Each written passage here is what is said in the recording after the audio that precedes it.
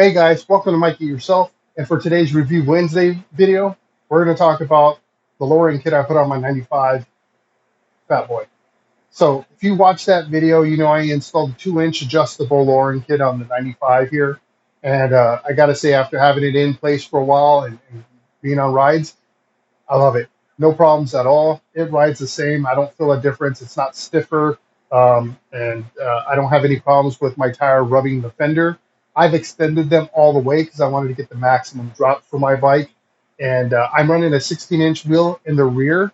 So it may be different if you have an 18-inch wheel in the back. You may need to adjust it based on that. So that's something you're going to have to kind of work through, right? You want to be careful because if you do rub your fender, one, it might cause you some issues trying to ride, and then the other thing is you may snag your wire harness, right? So you don't want to have to spend the weekend replacing your wires because you got too low and ended up tearing up your stuff.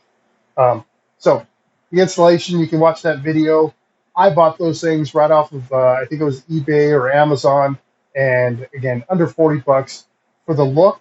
You can't beat it. The quality is great. They're simple eye bolts. You kind of just put them into the caps of the suspension, and then you twist them out or you turn them in, depending on what you want as far as lowering and raising your bike. And on the Softail model, this model at least, it works kind of backwards from what you typically would think. So as you make it longer, it actually tucks your wheel up into your fender and lowers your bike. And then if you spin them in and make that thread shorter, then it actually raises your bike. So it's nice that you can adjust it. You want to make the full 2 inches, or if you want to go down to an inch, whatever it is, you can customize it to yours. There's a little bit of a process because there are two struts underneath the bike, so you want to make sure that you do them equally.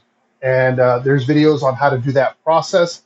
But I just wanted to let you know that the product that I bought, again, under 40 bucks, Amazon, eBay, well worth the cost, and makes the bike look amazing. There are a couple of things that you need to look out for if you do drop your bike all the way, and that is, high centering things. You want to make sure that as you go over speed bumps or anything like that, that you kind of look out for that stuff because you don't want to get high centered on something and then look like a total butthead as you're trying to, get yourself unstuck. So be aware of that.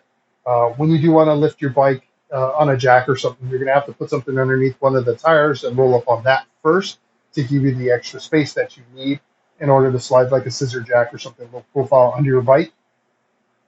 But other than that, I mean, if you've lowered your car, lowered your bike, lowered your truck, these are things that come with the territory, so it shouldn't be new to you. And it's one of those things that you just have to deal with when you want the look. So I hope you enjoyed this review. If you did, hit that thumbs up. If you like my content, subscribe. If you don't want to miss out on the next video, you can hit the notification bell. I produce every Wednesday and Sunday at 9 a.m. Pacific Standard Time. And when that next video comes out, you'll get a notification on your phone or whatever. If you don't want to get the notification, then don't hit the bell, but definitely subscribe.